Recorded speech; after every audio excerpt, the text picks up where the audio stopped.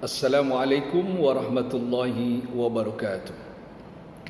Innal hamdalillah nahmaduhu wa nasta'inuhu wa nastaghfiruh wa na'udzu billahi min shururi anfusina wa min sayyiati a'malina may yahdihillahu fala mudhillalah wa may yudlilhu fala hadiyalah.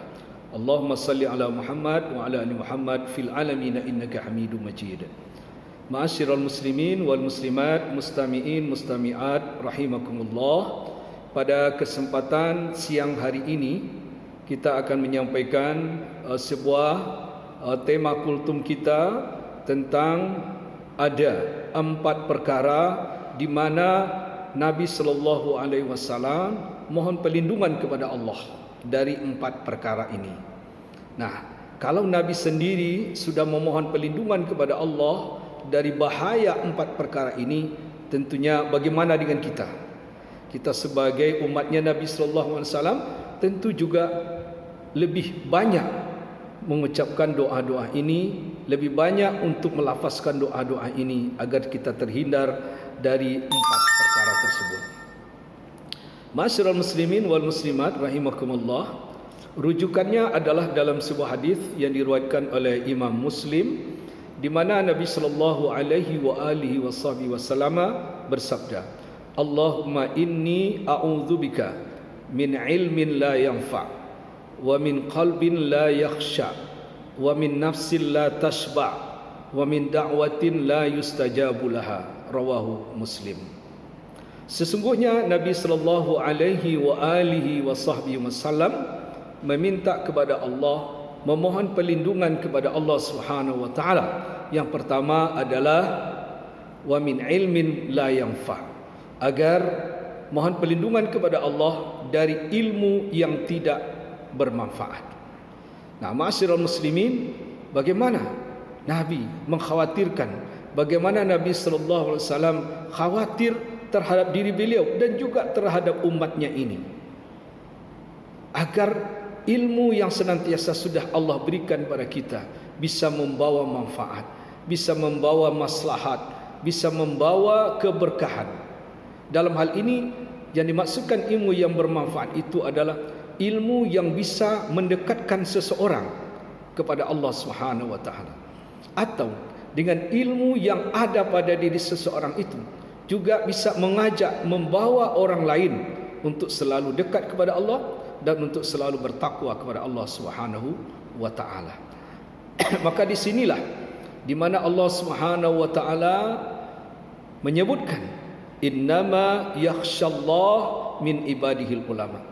Sesungguhnya orang-orang yang takut kepada Allah itu adalah orang-orang yang berilmu, para ulama. Nah, orang yang takut kepada Allah Subhanahu wa taala adalah orang yang berilmu, di mana dengan ilmu tersebut bisa menjadikan ia lebih bertakwa, bisa menjadikan orang lain lebih bertakwa. Apapun ilmu yang ia miliki, apakah ilmu dalam konteks ilmu keagamaan ataukah ilmu dalam bentuk ilmu seperti ilmu pengetahuan umum, misalnya bicara tentang teknologi, bicara tentang dunia kesehatan, bicara tentang bisnis, ya, ilmu-ilmu alam dan sebagainya, yang pada dasarnya itu semuanya ilmu tersebut adalah dari Allah Subhanahu wa taala. Jangan sampai setiap orang yang memiliki profesi dari ilmu atau pengetahuan yang telah Allah berikan semacam ini, jangan sampai menyebabkan ia jauh kepada Allah Subhanahu wa taala. Karena dalam sebuah ungkapan disebutkan, man azada ilmuhu lam yasdad ila Allah illa bu'dah. Ada orang manakala ditambah ilmunya oleh Allah Subhanahu wa taala, tidaklah bertambah dekatnya kepada Allah, tetapi menjadikan ia jauh kepada Allah. Karena ilmu itu adalah sebuah hidayah yang Allah berikan kepada kita. Jikalau seandainya kita tidak bisa mengambil manfaat yang positif untuk mengantarkan kita lebih dekat kepada Allah, lebih bertakwa kepada Allah, maka sesungguhnya ilmu itu akan membawa mudarat kepada diri seseorang. Kemudian yang kedua, di dalam doa Nabi sallallahu alaihi wasallam, wa min qalbin la yakhsha, Nabi memohon perlindungan kepada Allah Subhanahu wa taala dari hati yang tidak khusyuk. Nah, sesungguhnya kecelakaan yang paling besar dalam kehidupan seorang muslim atau kehidupan seorang mukmin manakala ia beribadah kepada Allah, manakala ia berzikir kepada Allah, manakala ia solat tawajuh kepada Allah. Di situ tidak ada kekhidmatan, di situ tidak ada kekhusyuan di dalam ibadahnya. Kenapa hal ini bisa terjadi? Para ulama menyebutkan yang menyebabkan seseorang tidak bisa khusyuk di dalam ibadahnya karena sesungguhnya dia selalu berbuat dosa, dia selalu berbuat maksiat. Inilah yang menyebabkan kegalauan dan kegelisahan hati. Dalam sebuah hadis Rasulullah SAW menyebutkan, Innal mu'mina idza aznama dzambun kana nuqtatun saudaun fi qalbihi. Seorang mukmin manakala ia melakukan satu perbuatan dosa, maka akan ada satu bintik hitam di dalam hatinya. Fa in taba wasta'taba sukila qalbuhu. Jikalau ia bertobat, beristighfar kepada Allah dengan satu perbuatan dosa itu, maka hatinya kembali akan bercahaya dan jernih. Fa in zadat hatta tu'liqa qalbahu. Jikalau ia terus melakukan perbuatan dosa, bintik hitam tadi akan bertambah sehingga membuat hatinya akan tertutup dari segala kebenaran. Inilah yang menjadi penghalang, inilah yang menyebabkan seseorang itu menjadikan hatinya, menjadikan ibadahnya tidak menjadi khidmat, menjadikan solatnya tidak menjadi khusyuk dalam kehidupan ini. Ini adalah bahaya besar bagi seorang muslim. Oleh karena itu, mari selalu kita banyak istighfar, mari selalu kita berupaya beriadah untuk selalu membersihkan hati kita ini dari segala macam bentuk kotoran-kotoran dosa maupun hubud dunia yang selalu berlebihan. Ini dapat menyebabkan kekhidmatan dan kita tidak khusyuk dalam ibadah kita kepada Allah Subhanahu wa taala. Kemudian yang ketiga, ma'asyiral muslimin, Nabi sallallahu alaihi wasallam mohon perlindungan kepada Allah, wa min nafsil la tashba', dari nafsu, dari jiwa, dari diri, keinginan yang tak pernah merasa kenyang. Nah, orang yang tidak merasa kenyang dengan apa yang ia harapkan, dengan apa yang sudah Allah berikan padanya, dan selalu ingin terus berlebih, ingin terus, ibaratnya seperti orang yang meminum air laut.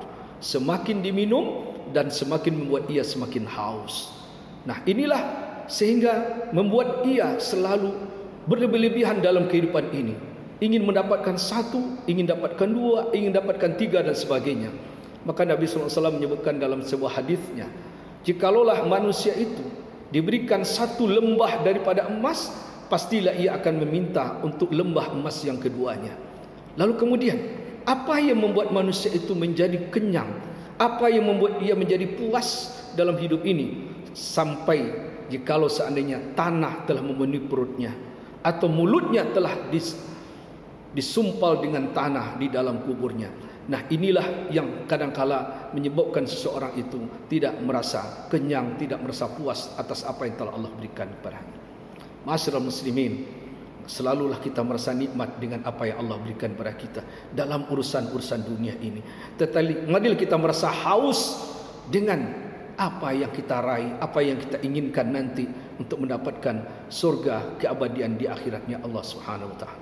Kemudian yang terakhir, doa Nabi atau yang keempatnya adalah wa min da'watin la yustajabu laha. Ya, Nabi sallallahu alaihi wasallam mohon kepada Allah, wahai Allah, aku memohon kepadamu dari doa-doa yang tidak pernah dikabul. Nah, kenapa? Padahal Allah SWT telah menyebutkan di dalam ayatnya, wa idza sa'alaka ibadi anni fa inni qarib ujibu da'watad da'i idza da'ani falyastajibu li wal yu'minu bi la'allahum yarshudun. Allah telah menjamin, ya, apabila engkau berdoa kepada, pasti aku akan kabulkan doa itu dengan syarat falyastajibu li, engkau laksanakan perintah-perintahku, engkau beriman kepadaku dengan sebenar-benarnya beriman kepadaku, nah, maka Allah pasti akan kabulkan doa itu. Lalu kemudian, apa penyebab dari doa-doa tidak diijabah? Apa penyebab dari doa-doa kita tidak dikabul oleh Allah Subhanahu wa taala? Para ulama menyebutkan, yang pertama faktornya adalah engkau berdoa kepada Allah, tetapi engkau tidak selalu berbuat maksiat kepada Allah. Engkau tahu akan haknya Allah untuk beribadah kepadanya, tetapi engkau tidak melaksanakan perintah-perintahnya itu. Lalu engkau bermaksiat kepadanya. Lalu kemudian yang selanjutnya adalah banyak pelajaran-pelajaran yang telah dialami oleh manusia dalam kehidupan ini, seperti melihat sebuah kematian di depan matanya. Engkau melihat orang